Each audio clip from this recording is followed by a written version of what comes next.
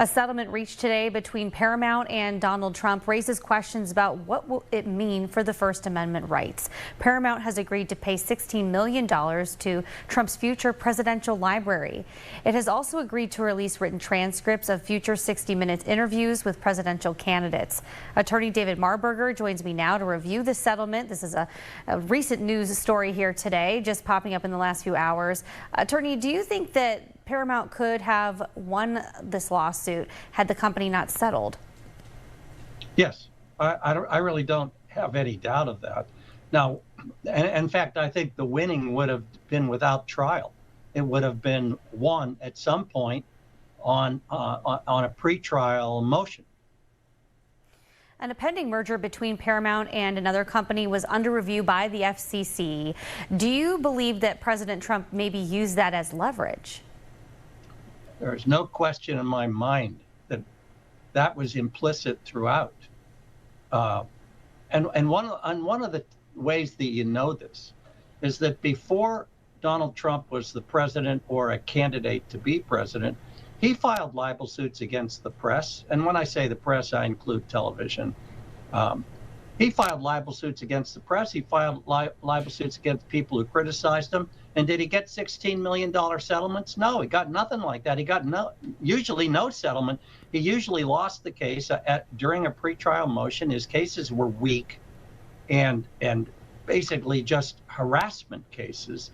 They were not meritorious at all. And he got nothing. Now that he's president, he's filing the same suits that have, no real merit under the law. And they're yielding $16 million settlements. Why is that?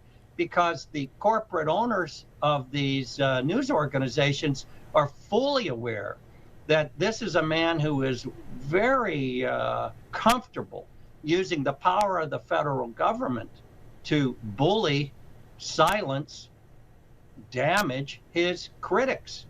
And in this instance, you have a corporate owner of CBS that has a vitally important merger. That is, Paramount is the owner. Paramount Studios is the owner of CBS. Paramount is trying to merge with Skydance Media, which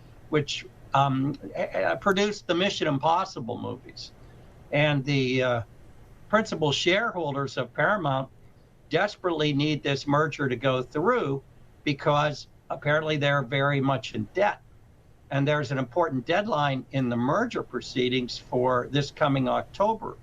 Well, suddenly there's a $16 million settlement to make this go away. Trump's loyalist, who is the chair of the Federal Communications Commission, opened an investigation into 60 Minutes based on the same grounds as this frivolous Trump lawsuit. And of course, the chair of the FCC is a Trump loyalist, and that investigation is going to go away because Trump will tell him to make it go away because Trump got the settlement, a settlement that he wants. What message do you believe this settlement may send to other politicians as well as media outlets? There's allegations against 60 Minutes. All critics. The message it sends to everybody who would oppose or criticize Trump is beware.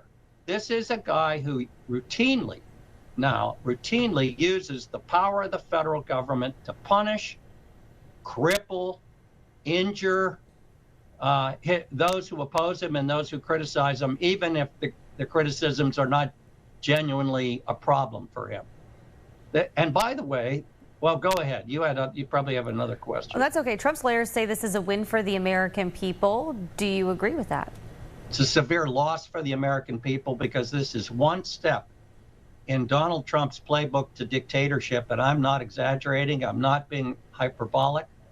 We are in the first phase of dictatorship right now. And what makes you a dictator? It's that you use the power of government to injure your critics, to silence your critics. All right, Attorney Marburger, we're out of time. Thank you so much for joining us here. I'm sorry. I have so much more to say. All right, thank you so much for joining us here at 5.